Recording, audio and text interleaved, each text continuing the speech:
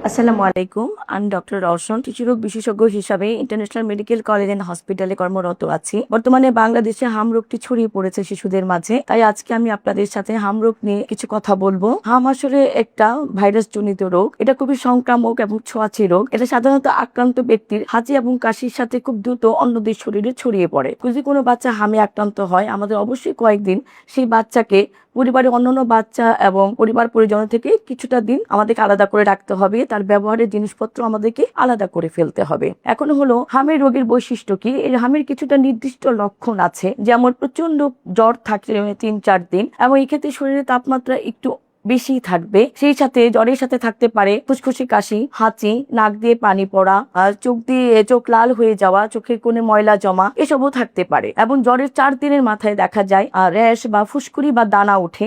এই দানারও একটা নির্দিষ্ট লক্ষণ আছে অন্য অন্য রোগের চাইতে। যেমন এই দানাটা আমাদের কানের পিছন থেকে ওঠে এবং ক্রমান্বয়ে সেটা আমাদের মুখ, হাত, পা এবং সমস্ত শরীরে ছড়িয়ে পড়ে। এখন কথা হলো যে আমরা আতঙ্কিত হয়ে যাচ্ছি বাবা মা, যে হাম হয়েছে, আমার বাচ্চা মনে হয় মারা যাবে। না, হাম হলেই বাচ্চা মারা যায় না। আপনারা যদি দেখেন যে এরকম জ্বরের সাথে আপনাদের গায়ে র্যাশ দেখা যাচ্ছে, হাঁচি কাশি হচ্ছে, আপনারা অতি দ্রুত বাচ্চাকে কোনো শিশুরোগ বিশেষজ্ঞের কাছে নিয়ে যাবেন এবং তার পরামর্শ অনুযায়ী চিকিৎসা নেবেন। এবং বাচ্চা কিন্তু হামের কারণে মারা যায় না। বাচ্চা মারা যায় হাম পরবর্তী কিছু জটিলতার জন্য, যেমন ডায়রিয়া, নিউমোনিয়া, তারপরে হলো মালি ইনফেকশন, ব্রেন ইনফেকশন, যেটাকে আমরা বলি এনকেফেলাইটিস।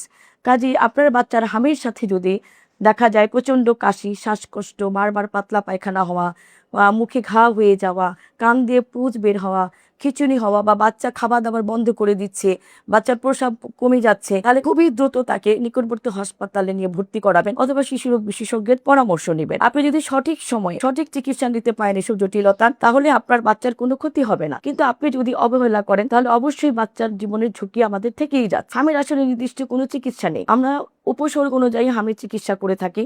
যেমন জ্বরের জন্য জ্বরের ওষুধ, তারপর নাক দিয়ে পানি পড়া বা যদি চুলকানি থাকে সেক্ষেত্রে অ্যান্টিহিস্টামিন।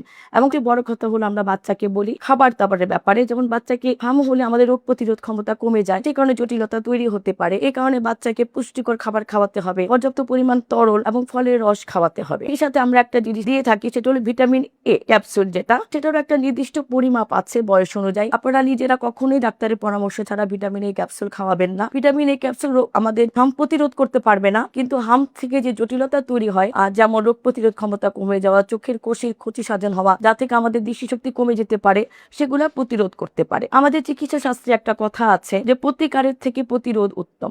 কাজে আমাদের আতঙ্কিত না হয়ে হাম কিভাবে আমরা প্রতিরোধ করতে পারি সেই ব্যবস্থা আমাদের নিতে হবে। এবং প্রথমত আমি যেটা বললাম, যে যদি কারো হাম হয়, তাকে অবশ্যই সেই বাচ্চাটাকে একটু আলাদা করে রাখতে হবে কিছুদিন অন্যদের তুলনায়, এবং আমাদেরকে হামের টিকা দিতে হবে। সরকারি ভাবে সাধারণত 2টো টিকা দিই আমরা, 9 মাস এবং 15 মাসে এমআর নামে। কিন্তু বর্তমানে যেহেতু হাম রোগ ছড়িয়ে পড়েছে, সেই জন্য আমরা হামের টিকার বয়সটা 9 মাস থেকে কিছুটা কমিয়ে 6 মাসে নিয়ে এসেছি। এবং আপনারা অবশ্যই আপনাদের বাচ্চার বয়স যদি 6 মাস বা তার বেশি হয়, নিকটবর্তী আপনাদের টিকাদান কেন্দ্রে নিয়ে যান, বাচ্চাকে হামের টিকা দেন এবং আমাদের হাম প্রতিরোধ করতে সাহায্য করুন। ধন্যবাদ।